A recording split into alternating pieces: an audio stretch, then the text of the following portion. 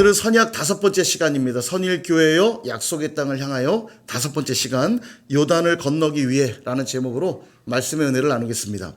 우리 지난 앞전의 말씀 잠깐 한번 생각해 볼까요? 두 정탐꾼들을 여리고에 보냈습니다. 그들이 들어가자마자 수색대에게 걸려요. 들어가자마자 걸렸으니까 성공인가요? 실패인가요? 정탐이 실패한 것처럼 보입니다만, 세상의 관점으로는 그렇습니다만 하나님의 관점으로는 실패한 정탐이 아니었어요. 두 가지 이유가 있었는데, 첫 번째는 믿음의 사람 라합을 건져내는 기회가 되었기 때문입니다. 하나님의 관심은요 항상 믿음의 사람들에게 있어요. 이 세상에 수많은 70억 80억의 인구가 있어도 여전히 누구에게 귀를 기울이시고 눈을 바라보시냐면 믿음의 사람들을 보신다는 거예요. 여리고는 어차피 심판받을 땅이었습니다. 완전히 다 불태워지거든요. 그런데 거기에 믿음의 사람이 불타 죽으면 안 되잖아요. 하나님의 관심은 라합에게 있었어요. 그러니까 두 명의 정탐꾼을 누구에게 보냈냐면 사실 라합에게 보낸 거예요. 그런 의미에서 성공한 첫 번째 이유가 되고, 두 번째는 두 정탐꾼이 돌아와서는 여호수아에게 보고를 하는데 이것저것 장황하게 보고하지 않습니다. 딱 하나 보고해요. 그 땅의 백성들이 간담이 녹는다고 하더이다. 믿음의 보고를 드려요. 그러니 우리가 쳐들어가기만 하면 됩니다. 믿음의 보고를 드려요. 그런 의미에서 믿음의 보고를 했다는 점에서 성공적인 정탐이었어요. 그렇습니다. 우리도 여리고와 같은 세상을 지금 살아가고 있거든요. 우리가 두 가지만 기억하면 될 것 같아요. 믿음으로 살면 됩니다. 하나님은 누구에게만 귀를 기울이신다고요? 믿음의 사람들만 귀 기울이시고 바라보신다고요. 그러므로 이 땅에서 우리가 믿음의 사람으로 살아갈 때 라합을 지키셨던 하나님이 우리를 지키실 것이고 인도하실 줄로 믿습니다. 또 하나 기억해야 할 것, 우리가 이 땅을 살면서 많은 것들을 경험하고 많은 걸 보고 많은 걸 들으며 살지만 다 필요 없어요. 한 가지만 하시면 됩니다. 하나님께 믿음으로 바라보시고 보고하시면 돼요. 똑같은 일들을 보면서도 불평하고 원망하는 인생은 망하겠지만 믿음의 보고를 드리는 자들은 그 믿음을 통해 하나님이 일하게 되실 것이고 하나님의 기적을 보게 될 줄로 믿습니다. 오늘 그렇게 약속의 땅에 다 들어가시는 저와 여러분 되시기를 주님의 이름으로 축복합니다. 오늘은 이제 중요한 사건을 앞두고 있는데 요단강 도하 사건입니다. 요단강을 건너게 되는데 요단강 도하 사건이 왜 중요한가? 40년 전에 홍해를 건넌 사건과 매우 닮아 있기 때문입니다. 홍해를 건넌 것이 왜 중요하냐면 하나님이 이스라엘 백성을 출애굽시키시고 그들이 완전히 애굽으로부터 벗어났음을 알리는 사건이 바로 홍해를 건넌 사건이거든요. 홍해를 건너게 되면서 애굽의 종되었던 그들의 신분이 이제 자유의 신분이 되었고요. 홍해를 건너면서 애굽의 모든 군대들이 수장되면서 진정한 승리를 맛보게 된 겁니다. 자유와 승리를 맛본 사건이 바로 홍해 도하 사건이에요. 그래서 바울 사도께서는 이 사건을 뭐라고 표현하냐면 고린도전서 10장 1절과 2절에 보니까 이렇게 성경을 기록합니다. 형제들아, 나는 너희가 알지 못하기를 원하지 아니하노니 우리 조상들이 다 구름 아래에 있고 바다 가운데로 지나며, 이거 홍해를 말해요. 홍해로 지날 때 2절 모세에게 속하여 다 구름과 바다에서 세례를 받고. 아멘. 그러니까 홍해를 건넌 사건을 뭘로 비유하고 있냐면 세례를 받은 사건이라고 말하고 있는 거예요. 우리가 세례를 받을 때 물로 세례를 주잖아요. 예전엔 침례를 주기도 했습니다만 물속에 쏙 들어갔다 나오는 것이 세례고 침례인 것처럼 그들이 홍해를 건너는 그 순간이 바로 세례를 받은 사건과 같다는 겁니다. 그럼 세례가 무엇이냐? 세례는 세상과 죄에 대하여는 물속에 쏙 들어가는 순간 죽은 자가 된 것이요, 물에서 나오면서 나는 이제 하나님께 대하여 산 자입니다. 이 고백이 세례예요. 또 다르게 표현한다면 이제는 죄로부터 나는 자유함을 얻었고 원수막이 대하여는 승리를 얻었다. 이게 바로 세례인 거죠. 그런 점에서 홍해 도하 사건은 이스라엘 백성들에게는 일생일대의 전환점이 되는 사건이라고 말할 수 있습니다. 우리도 마찬가지죠. 세례를 받게 되면서 진정한 성도로, 그리스도인으로 살아가게 되는 것 아니겠습니까? 그죠? 오늘 요단강 도하 사건도 그래서 굉장히 특별한 의미를 담고 있습니다. 왜냐하면 요단을 건너야만 약속의 땅에 들어가거든요.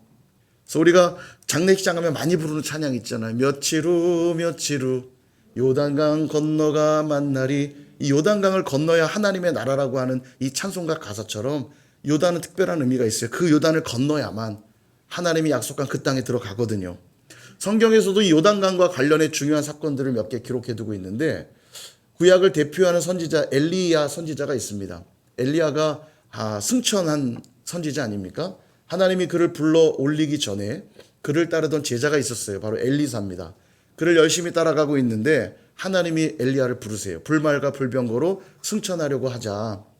엘리사가 구합니다. 내게 갑절의 영감을 주소서. 그러자 엘리야가 내가 승천하는 것을 보거든 그 일이 이루어질 것이다. 그렇게 말하고 승천을 합니다. 갑절의 영감이 임하죠. 엘리사가 보니까 엘리야에게서 떨어졌던 겉옷이 있는 거예요. 그 겉옷을 들고는 요단강을 칩니다. 그러니까 엘리야가 승천했던 곳이 요단강이었고 엘리사가 그의 겉옷을 요단강에 쳤을 때 요단이 갈라져요. 그리고 엘리사가 그 요단을 건너갑니다. 그리고 엘리사의 사역이 시작이 되거든요. 여러분, 엘리사가 굉장히 이적을 많이 행한 선지자입니다. 엘리야보다도 훨씬 많은 이적이 소개되어 있거든요. 12개, 13개 굉장히 많은 이적을 행하게 되는데 새로운 엘리사의 사역의 길이 열린 것이 요단을 건너면서 시작이 됩니다. 뿐만 아니라 구약의 마지막 선지자 누굴까요? 말라기이기도 하지만 또 중간 400년 지난 다음에 등장한 세례 요한이 마지막 선지자라 말할 수 있습니다. 그가 와서는 내가 온 것은 메시아를 예비하기 위하여 왔다. 그러면서 그가 어떤 사역을 했냐면 요단강에서 세례 주는 사역을 했어요. 회개하라 천국이 가까이 왔느니라 이야기하면서 세례를 줄 때 예수님조차도 요단강으로 나아오셔서 세례 요한에게 세례를 받으시죠. 그러면서 예수님의 공생의 사역이 비로소 시작이 되었다라는 거예요. 그러니까 새로운 사역이 열리고 새로운 길들이 열릴 때마다 하나님이 요단강을 중심으로 그 일들을 행하셨던 걸 보게 되죠. 그런 의미에서 우리도 하나님이 약속하신 그 땅으로 나아가기 위하여서 반드시 요단강을 건너야만 하는데 어떻게 요단을 건너야 하는가? 오늘 두 가지로 나누고자 합니다. 첫 번째는 언약궤를 따라야 합니다. 우리 여호수아 3장 3절 말씀 같이 한번 읽어보겠습니다. 시작. 백성에게 명령하여 이르되 너희는 레위 사람 제사장들이 너희 하나님 여호와의 언약궤 매는 것을 보거든 그 뒤를 따르라. 아멘. 예, 언약궤에는 하나님이 주신 이 두 돌판이 들어 있었습니다. 물론 히브리서에 보면 두 돌판과 만나를 담은 항아리와 아론의 쌍난 지팡이가 있었다고 기록되어 있지만 출애굽기를 잘 보면 법궤, 이 언약궤 안에는 두 돌판을 넣고 언약궤 앞에 만나를 담은 항아리와 아론의 쌍난 지팡이를 두라고 했거든요. 그러니까 언약궤 안에 들어있던 것은 두 돌판이었어요. 그럼 두 돌판은 뭐냐? 하나님의 말씀을 상징하죠. 모세가 시내산에 올라가서 십계명을 받았던 돌판이잖아요. 그러니까 이 돌판은 하나님의 말씀을 상징하고 또한 이스라엘 백성과 언약을 맺은 계약서입니다. 일종의. 그래서 언약을 상징하는 거예요. 또 하나가 더 있다면 바로 하나님이 이스라엘 백성 가운데 계시다는 의미로 하나님의 임재를 상징합니다. 다시 한번 정리해 볼까요? 언약궤는 뭐를 뜻하냐면 하나님의 말씀, 하나님의 언약, 하나님의 임재. 말씀과 언약과 임재를 상징해요. 광야에서 이스라엘 백성들은 성막을 중심으로 살았는데요. 그들에게 지금 처음으로 내려진 명령은 아닙니다. 언약궤를 따르라고 하는 명령이 지금 처음 내려진 게 아니라 이미 광야 생활할 때부터 그 명령은 있었어요. 한번 볼까요? 출애굽기 40장 36절에서 37절. 구름이 성막 위에서 떠오를 때에는 이스라엘 자손이 그 모든 행진하는 길에 앞으로 나아갔고 구름이 떠오르지 않을 때에는 떠오르는 날까지 나아가지 아니하였으며 아멘. 그러니까 마치 구름이 내비게이션처럼 그들을 인도했다는 거예요. 몇 년간요? 40년간. 그러니까 오늘은 힘이 났으니까 일어나 가자 그러고 가다가 힘들 땐 피곤하니까 멈추자 이걸 스스로 결정한 게 아니라 성막 위에 구름이 있었는데 이 구름이 쫙 떠오르면 하나님이 지금 가라고 그러신다. 짐 싸! 짐 챙기고 장막 챙기고 출발했다가 구름이 다시 딱 내려오면 그곳에 성막을 피고 자기들의 진을 치고 기거했다가 또 구름이 떠오르면 출발했다가 이걸 몇 년간? 40년간 했다는 거예요. 근데 이 구름이 그럼 어디서 떠올랐느냐? 바로 지성소 위에 떠오른 거예요. 지성소 안에 있던 것이 언약궤죠. 그러니까 이스라엘 백성들은 이미 40년간 뭘 훈련받았냐면 성막 위에 구름, 곧 언약궤 따라가는 훈련을 받은 거예요. 다시 말하면 하나님의 말씀, 하나님의 언약, 하나님의 임재 따라가는 훈련을 받은 겁니다. 여러분 여기에는 믿음이 또 필요해요. 믿음은 너무너무 중요합니다. 어떤 믿음이 필요하냐? 하나님은 우리를 가장 빠른 길로, 가장 정확한 길로, 가장 좋은 길로 인도해 주실 거야 라고 하는 믿음이 있어야 구름을 따라갈 수 있는 거잖아요. 우리가 운전할 때도 자주 경험합니다. 내 생각에는 이쪽 길이 더 빠를 것 같고 이쪽이 더 맞을 것 같고 이쪽이 더 좋을 것 같아도 결국은 뭘 따라가야지 됩니까? 내비게이션 따라가야죠. 그 안내양의 음성을 따라가야 돼요. 근데 저도 참 아재가 되긴 된 것 같아요. 내비게이션 말을 잘 안 들어요. 얘 왜 여기로 인도하지? 그리고 제 고집대로 가면 영락 없어요. 시간이 지체되고 또 막히는 길이에요. 내비게이션 얼마나 똑똑한지 안 막히는 길로 안내해 주거든요. 근데도 내 경험을 떠올려서 아니야, 이 길로 가면 막힐 거야. 그리고 다른 골목길로 가면 영락 없어요. 참 교만해요. 내비게이션에 좀 순종을 해야 되는데 저도 좀 잘 안 따라다니는 것 같아요. 진짜 모르는 길 갈 때는 뭐 온전히 내비게이션을 의지하는데 조금만 아는 길이다 싶으면 말을 잘 안 듣는 것 같아요. 어찌되었건 믿음이 필요합니다. 광야에서 성막 위에 구름을 쫓아갔던 것처럼 요단을 앞두고 있는 지금 그들에게도 언약궤를 따라가라고 다시 한번 명령하고 있는 겁니다. 오늘 저와 여러분들도 동일해요. 하나님 백성 되었다면 이제는 내 생각, 내 경험, 내 지식들은 좀 배제하고 철저하게 뭘 따라가야 됩니까? 하나님의 말씀 순종하고 하나님의 언약을 붙잡고 하나님의 임재 안에 거하며 그분을 따라갈 때 반드시 그래야만 해야 되는 거죠. 그럴 때 어떤 일이 벌어지냐면 오늘 성경은 두 가지를 얘기합니다. 먼저 3장 4절에 보니까 행할 길을 알게 될 것이다 이렇게 말해요. 자, 3장 4절을 볼까요? 그러나 너희와 그 사이 거리가, 그 사이는 언약궤를 말합니다. 백성들과 언약궤의 거리를 2000 규빗이 되게 하고 가까이 하지는 말아라. 그리하면이란 말은 언약궤를 그렇게 따라가면 너희가 행할 길을 알게 될 것이다. 아멘. 언약궤가 가는 대로만 따라가면 가장 좋은 길, 가장 빠른 길, 가장 정확한 길로 인도해 주시겠다는 거예요. 근데 여기에 지금 2000 규빗이라는 거리가 나오죠. 한 규빗이 이 팔뚝이라고 말씀드렸죠. 대략 45cm 정도입니다. 0.45m. 그러니까 2000 규빗이면 900m 정도 돼요. 900m면 얼마나 될까요? 그러니까 1km인데 여기서 아마도 뭐 그 정도 될 것 같아요. 짧은 거리는 아닙니다. 좀 먼데 왜 이렇게 먼 거리를 설정하고 있는가? 첫째는 언약궤를 가까이 하면 자칫 죽을 수 있기 때문에 거리를 아마 설정한 것으로 보이고요. 두 번째는 백성들이 장정만 60만이니까 대략 200만에서 많게는 300만까지 됩니다. 한 가정이 4인 가족이면 4,6에 24잖아요. 240만. 그러니까 200만에서 300만 사이쯤 될 거거든요. 인구가 이렇게 많은데 이 많은 인구가 모두가 그 언약궤를 보려면 가까이에 있으면 볼 수가 없어요. 저 멀리 두어야만 언약궤를 볼 거 아닙니까? 그죠? 그러니까 모두가 언약궤를 볼 수 있도록 2000 규빗의 거리를 설정하고 있다라는 거예요. 그리고 누구든 그 언약궤를 바라보고 그 뒤를 따라가기만 하면 나아갈 길을 알게 될 것이다. 즉 하나님의 말씀에 순종하고 하나님의 언약을 붙들고 하나님의 임재 안에 거할 때 우리가 나아가야 될 길이 보인다라는 거예요. 두 번째, 언약궤를 따르면 어떤 일이 벌어지냐면 성결하게 된다고 말씀합니다. 3장 5절에 보니까 여호수아가 또 백성에게 이르되 너희는 자신을 성결하게 하라. 여호와께서 너희 가운데 기이한 일을 행하시리라. 아멘. 언약궤를 따르기 위해서는 반드시 성결하게 하는 조건이 필요합니다. 안 그러면 죽거든요. 하나님의 임재 앞에 성결해야 되는데 성결함으로 준비하기만 하면 하나님은 그들 안에 계실 것이고 그러므로 그들은 반드시 기이한 일을 보게 될 거라는 겁니다. 결국 하나님의 말씀과 임재가 우리 안에 있을 때 우리는 기이한 일을 보게 되는데 하나님의 말씀과 임재 안에 있기 위해 우리는 성결해야 되죠. 그럼 어떻게 해야 거룩하고 성결한가?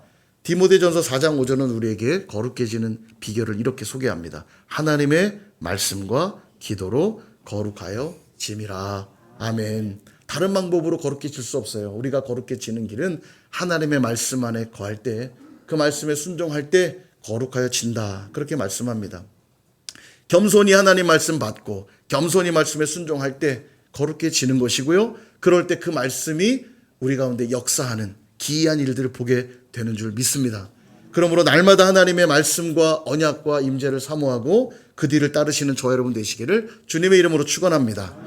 두 번째, 첫 번째는 언약궤를 따르라고 했죠. 두 번째는 언약궤를 메고 가야 합니다. 자, 이제 준비를 다 마쳤어요. 그리고 모든 백성들이 진을 떠날 채비를 하였습니다. 그리고 명령을 받은 대로 제사장들은 언약궤를 메고 백성들에 앞서서 출발을 해요.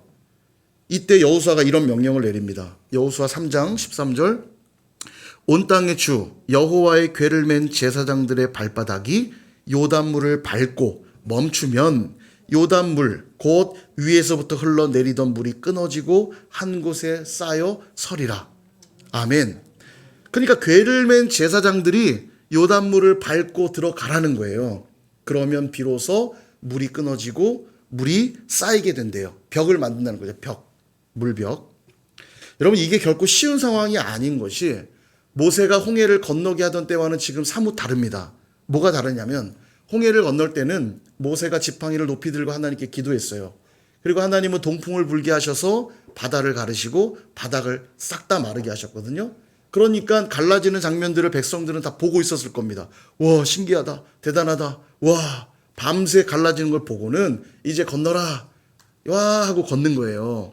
홍해는 그렇게 건넜는데 지금 요단강 도하는 다릅니다. 여호수아가 모세 시절처럼 기도하고 요단강을 가른 다음에 자 건너라 했으면 어렵지 않았을 텐데 여전히 요단강은 갈라지지 않았는데 언약궤를 메고 요단강으로 들어가라는 거예요. 예, 이렇게 뭐 발목, 무릎, 허리 정도 차는 얕은 물가 같으면야 뭐 왜 못 가겠어요. 근데 온몸이 잠길 정도의 강이라면 여러분 들어가시겠습니까? 쉬운 일이 아니죠. 역시 뭐가 필요해요? 믿음이 필요해요. 믿음. 여호수아가 명령한 대로 순종했을 때 정말 요단은 갈라질 거야라고 믿는 사람만 발을 디딜 거 아닙니까? 이 제사장들이요. 그죠? 그렇다면 물이 과연 깊었을까 안 깊었을까 이게 궁금한데 자 한번 볼까요? 15절 요단이 곡식 거두는 시기에는 항상 언덕에 넘치더라. 그렇게 말합니다. 곡식 거두는 시기에는 언덕에 넘쳤대요. 그러니까 지금 요단강 물은 굉장히 불어있는 상황이라는 거예요. 학자들은 대략 한 3에서 4m 정도 됐을 거라고 얘기를 하는데 예, 아주 깊은 물이라고는 안 할 수 있지만 그렇다고 걸어 들어갈 수 있는 깊이는 분명히 아닙니다. 그죠? 3, 4m면 이게 꼬르륵 아닙니까? 예. 그죠? 곡식 거두는 시기에는 물이 넘쳤다고 하는데 당시의 시기를 알 수 있는 대목이 있습니다. 이들이 요단을 건넌 다음에 도착한 곳이 길갈이거든요. 길갈이라는 곳에 진을 칩니다. 그리고 가장 먼저 했던 게 뭐냐면 유월절을 지켜요. 광야에서 지켜오지 못했던 유월절을 비로소 지키는데 여러분 유월절은 언제 지키게 돼 있죠? 1월 14일에 지키게 돼 있습니다. 1월 14일. 다 까먹었어요. 그죠? 우리 SBS로 정말 열심히 공부했는데 구약을 공부한 지 벌써 1년이 넘고 우리의 머리는 늘 하나님 망각의 은혜로 충만해서 감사하게도 이 목사에게 할 일을 끊임없이 주시는 그 은혜로 제가 얼마나 감사한지 몰라요. 저보다 더 잘 알면 제가 있을 필요가 없잖아요. 너무 감사해요. 그래서 예, 그렇지만 조금 더 오래 기억해 주시면 더 좋을 것 같아요. 자, 1월 14일이 6월절이에요. 근데 이 1월이라고 하는 건 유대력입니다. 그러니까 우리가 사용하는 태양력을 기준하면 2달 반 정도 더 하시면 돼요. 그러니까 대략 3월에서 4월경이에요. 그러니까 봄입니다. 봄. 6월절을 지키는 절기는 봄이에요. 그리고 기억하실 거예요. 6월절을 저녁에 지키고 그 다음 날부터 일주일간 무교절을 지킨다고 그랬죠. 무교병을 먹으면서 쓴나물과 무교병을 먹고 일주일간 무교절을 지키고요. 무교절을 일주일간 지키다 보면 반드시 뭐가 한번 등장하냐면 안식일이 한번 끼게 돼 있죠. 이 안식일에 첫 번째로 수확했던 수확물을 하나님께 올려드리는 초실절의 제사를 드립니다. 그래서 이게 연결되어 있다고 그랬죠. 6월절, 무교절, 초실절이 같은 절기예요. 이때 올려드리는 곡식이 뭐냐면 보리예요. 보리. 보리 수확물을 하나님께 올려드리면서 초실절의 제사를 드리고 무교절로 지키며 6월절을 보내는 거예요.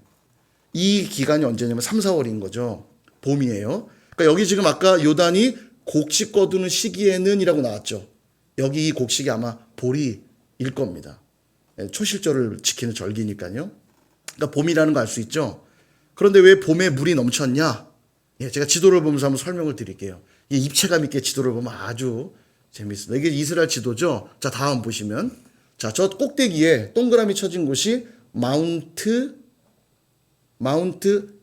헤르몬. 예. 헬몬산입니다. 헬몬산. 성경에는 헐몬이라고 나와요. 헐몬산.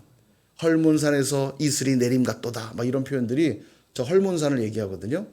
저 헤르몬산은 해발 2,800m입니다. 예상은 했지만 전혀 놀라지 않죠. 어지간한 숫자. 에베레스트 정도 돼야 조금 높구나. 계양산은 여기 올라가 보셨나요? 2,800m 굉장히 높은 백두산보다 높아요. 그렇죠.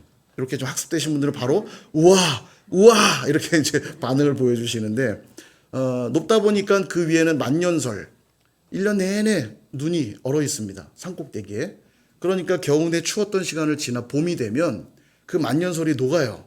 녹으면서 헬몬산에서 많은 물들이 흘러내려옵니다. 그래서 다음 흘러내려온 물이 어디로 가냐면 지금 중간에 여러분 보이시는지 모르겠지만 갈릴리 호수가 중간에 동그랗게 된 데가 갈릴리 호수예요. 갈릴리 호수로 흘러오고 갈릴리 호수에서 찬 물은 또 어디로 흘러가냐면 다음 쭉 내려가서 사해바다로 들어가는 겁니다. 여매라고 성경에 나오죠. 여매로 흘러 들어갈 때 그 줄기에 있는 강이 뭐라고요? 요단강이에요. 저게 요단강. 지금 화살표 있는 왼편이 요단강이에요. 그래서 다음 보시면 동그라미 있는 저 표시 여리고라고 써 있죠. 저기가 여리고성이고요. 다음 지금 네모친 영역이 아마도 요단 도하를 이루었던 지역일 겁니다. 그 위에 있는 그 또 보라색 점이 하나 더 있는데 아담이라고 써 있습니다. 아까 여러분 성경에서 보셨겠지만 아단성은 위쪽에서 물이 멈춰설 거라고 기록하고 있거든요. 저쯤에서 물이 멈췄고 네모 박스 있는 지점에서 이스라엘 백성들이 요단 도하를 했을 거예요. 그리고 도착한 지점이 길갈이었겠죠. 그림이 이해되시죠? 입체적으로 보이시죠? 근데 이때 물이 말랐을 때는 그냥 건널 수 있을 정도로 말라 있기도 해요. 근데 이때는 마를 때가 아닙니다. 왜냐하면 곡식 거두는 시기. 다시 말하면 봄의 시기로 헬몬산에서 많은 물이 흘러오는 시기고요. 또 이스라엘 이 팔레스타인 땅은 비가 많이 안 내리는 땅인데 건기가 대부분이고 우기가 잠깐 있는데 10월에서 그 이듬해 3월까지가 우기입니다. 그래서 우기라고 해서 비가 계속 오냐? 그건 아니고 이른 비와 늦은 비가 와요. 10월경에 비가 한번 내리는데 그게 이른 비고 그 이듬해 3월이 돼서 비가 한번 더 내리는데 그게 늦은 비예요. 이스라엘 땅에는 비가 많이 안 오기 때문에 비가 내리는 그 한 방울 한 방울이 너무 소중합니다. 그래서 비가 오면 와디라고 하는 협곡을 통해 물을 담아가지고 그걸로 농사 짓는 거예요. 그러니까 이른 비와 늦은 비가 없으면 망하는 겁니다. 비가 많이 안 와도 그 단 2번의 비만 내려도 이른 비와 늦은 비만 내려도 그것으로 먹고 살 수 있는 거죠. 그래서 하나님이 늘 축복해 주실 때는 이른 비와 늦은 비를 내려주시며 이런 표현 나오는 것이고 하나님의 저주가 임할 때도 이른 비와 늦은 비를 거두신다 하는 거예요. 그러니까 3월이니까 이때는 뭐가 내리는 시기입니까? 늦은 비가 오는 시기죠. 그러니까 헬몬산에서부터 물이 흘러내리고 늦은 비가 내리는 시기이기 때문에 요단 강물이 굉장히 불어 있다는 걸 충분히 알 수 있죠. 그러니까 들어가기 쉽지 않은 상황이라는 거예요. 그런데 이 넘실거리는 요단 강에 언약궤를 맨 제사장들이 믿음으로 발을 담그기 시작할 때 물은 끊어지고 벽처럼 세워지게 될 거라고 얘기하고 있는 겁니다. 그러니까 제사장들에게도 뭐가 지금 필요하냐면 믿음이 필요해요. 정말 그렇습니다. 여러분 길을 열어주시면 믿겠습니다가 아니라 우리의 신앙은 믿을 때 길이 열리게 되는 것이고요. 문제를 해결해 주시면 믿겠습니다가 아니라 믿으면 문제를 해결해 주시는 거예요. 왜냐하면 믿음이야말로 하나님이 일하시는 통로거든요. 예수님께서도 병자를 고치실 때 뭐라고 하셨어요? 내 믿음대로 될지어다. 하나님이 능력이 없어서 그 믿음을 근거로 고쳐주시는 게 아니라 하나님은 믿음을 통해 일하시는 분이기 때문에 그거 알려주시는 거예요. 내 믿음대로 될지어다. 그럼 어떤 믿음 가지셔야겠어요? 어떤 믿음 가지셔야겠어요? 어떤 믿음 가지시겠어요? 이제 사인을 이렇게 답을 알려드리는데 뭐 이러는데 동그란 믿음 뭐 이렇게 하는데 큰 믿음 가져야죠. 큰 믿음. 크면 클수록 하나님의 크신 일하심 보게 될 거 아닙니까? 그죠? 여러분 홍해는 기억하실 거예요. 갈라진 길로 건너게 하셨어요. 그때는 성숙하지 못했거든요. 이제 막 애굽에서 나와서 뭘 잘 모를 때거든요. 그러니까 길을 열어주시고 건너게 하셨지만 40년간 훈련받은 이들은 이제 그렇게 살면 안 돼요. 더 성숙한 믿음으로 반응해야 됩니다. 이제 갈라지지 않았지만 믿음으로 내디딜 때 갈라지는 걸 경험함으로써 고백하는 거예요. 약속의 땅은 믿음으로 정복하는 땅이구나. 하나님이 다 해놓으시면 들어가는 게 아니고 내가 들어간 믿음으로 그 7 족속들을 몰아내고 그 땅에 하나님의 나라를 세워가는 믿음으로 세워가는 나라구나. 그거 알려주시려고 하는 겁니다. 보십시오. 15절.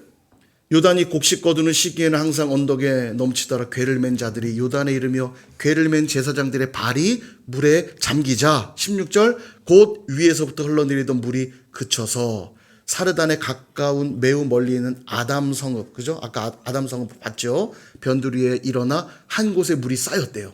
예, 물층이 만들어졌겠죠? 그리고 아라바의 바다 여매, 이 여매가 사해 바다입니다. 사해로 흘러가는 물이 완전히 끊어졌대요.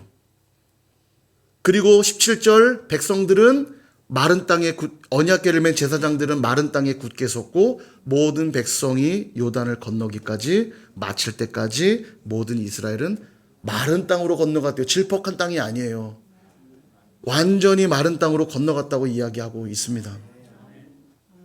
사랑하는 여러분, 언약궤를 메고 가야 한다고 말씀을 드렸죠. 언약궤는 뭐를 상징하냐면 하나님의 말씀을 상징합니다. 그 말씀을 받고 그 말씀대로 순종하며 믿음의 발을 내디뎌야 되는 거예요. 이게 굉장히 중요한데 아까도 말씀드렸지만 홍해는 갈라놓은 바다를 건너게 했지만 광야에서 40년 훈련받은 이들은 이제 더 큰 믿음이 요구되는 겁니다. 예, 들어가면 갈라지게 하시겠다는 거예요. 또한 홍해는 모세 혼자 기도하여 갈라지는 일들을 이루게 하셨지만 이제 여호수아 시대에는 여호수아 혼자 명령하여 가르는 게 아니고 함께 제사장들이 같이 언약궤를 메고 들어가는 것이고요. 제사장들이 그 땅에 서 있는 동안 백성들이 함께 믿음으로 그 요단을 건너가는 겁니다. 이게 지금 달라진 모습이에요. 40년 전과 달라진 모습입니다. 공동체가 함께 말씀을 메울 때 약속의 땅이 허락된다는 걸 말씀하고 있는 거예요. 그렇습니다. 여기가 바로 하나님이 목표하시는 자리입니다. 지금 언약궤를 누가 맸죠? 제사장들이 메웠다고 그랬죠? 그렇다면 오늘날 제사장은 누굽니까? 지금도 언약궤를 메야 요단이 갈라질 거 아니에요? 그러면 이 제사장이 누구냐는 거예요. 한번 볼까요? 베드로전서 2장 9절.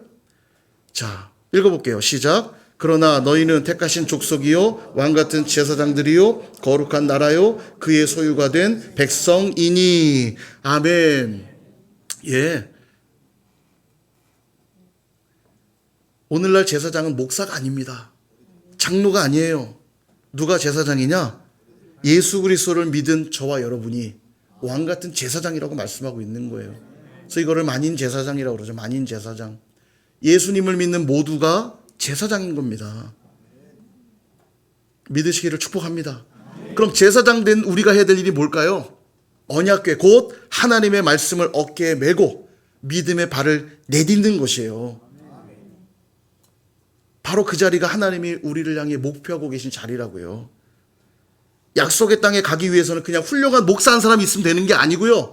본이 되는 장로 한 사람이 있으면 되는 게 아니고요. 믿음 좋은 사역자 몇 명 있으면 되는 게 아니고요. 헌신된 성도 몇 명이 열심히 해서 되는 게 아니라 예수를 믿어 구원받은 저와 여러분 모두가 함께, 이게 중요해요. 함께 하나님 말씀을 메고 함께 믿음의 걸음을 떼기 시작할 때 기적이 일어나고 그것이 바로 하나님이 우리를 향해 기대하시는 바라는 거예요. 그럼 언제까지 메고 있어야 하냐? 17절을 다시 한번 보면 여호와의 언약궤를 맨 제사장들은 요단 가운데 마른 땅에 굳게 섰고 그 모든 백성이 요단을 건너기를 마치기까지 메고 있었다고 기록하고 있어요. 모든 사람이 요단을 다 건널 때까지 언약궤를 메고 있어야 돼요. 그러니까 바짝 한번 맸으니까 된 게 아니라 약속의 땅에 들어가기 위해 모두가 그 강을 건너기까지 우리는 함께 말씀을 메고 있어야 한다는 것입니다. 말씀을 정리합니다. 사랑하는 여러분, 우리 앞에도 요단강이 있어요. 그것도 강물이 넘실넘실대는 두려운 요단강일 수 있습니다. 개인적으로 한다면 우리 가정의 문제, 또 질병의 문제, 진로의 문제, 사업과 직장의 문제들, 학업의 문제들, 이런 것들이 우리 앞에 요단강과 같은 장애물일 수 있습니다. 공동체적으로도 그래요. 재정의 문제가 있고 관계의 문제가 있고 사역의 문제들이 있을 수 있습니다. 또한 우리를 하나님의 그 약속의 땅으로 나아가지 못하게 하는 많은 것들이 있잖아요. 과거의 내 죄들, 잘못된 전통들, 못된 본성들, 죄악된 기질들, 더러운 쓴뿌리들, 이런 것들은 우리가 약속의 땅으로 나아가지 못하게 하는 요단강과 같은 존재들입니다. 우리가 건너야만 돼요. 이걸 건너야만 약속의 땅에 들어갈 수가 있는 거예요. 그러므로 제사장 된 저와 여러분이 이제 결단해야 됩니다. 하나님의 말씀을 메고 믿음으로 걸어가기 시작하도록 결단하셔야 돼요. 나 혼자 해서 될까요? 아니요. 더불어서 다 함께 메고 들어갈 때 요단이 갈라지기 시작하는 것이고, 언제까지 매야 합니까? 다 건널 때까지. 그 요단의 문제가 다 해결될 때까지, 그 요단강을 다 건널 때까지 하나님 말씀 메고 가야 된다고요. 2024년 내가 성경 통독하리라 1월 중순쯤 돼서는 흐지부지 해갖고 아이고 올해도 못 읽었네 하고 2025년 되면 그래 일독해야지 그리고 1월 한 달 열심히 보다가 아이고 또 끝났네. 말씀을 잠깐 메고 내려놓으면 안 되고 언제까지요? 요단을 건널 때까지. 2024년 우리가 말씀으로 비상하기 위하여서 광고를 드린 대로 우리가 성경 읽기를 시작하기로 했습니다. 셀별, 기간별, 부서별로. 이거 어떻게 하는지 물어본 분들이 있는데요. 한번 도전해 보세요. 창세기부터 요한계시록까지. 예. 여러분들 셀원들끼리 기관 부서 안에서 이렇게 딱딱 잘라가지고 녹음해서 올리고 바텀 받아서 녹음해서 올리고 여러분의 목소리로 만들어진 성경을 한번 완성을 해보세요. 도전을 한번 해보시길 바랍니다. 성경 필사 하는 걸 또 좋아하시는 분들은 성경 필사 올해 또 도전하세요. 또 우리 성경 암송들은 하고 계십니까? 제가 보내드렸죠. 2월 달에 성경 암송 구절 3개 보내드렸는데 고난에 감춰진 영광의 신비와 해당되는 말씀들 제가 보내드렸는데 2월 이제 열흘밖에 안 남았어요. 다음 주에 시험 볼 겁니다. 예, 일주일간 다 외워오셔야 돼요.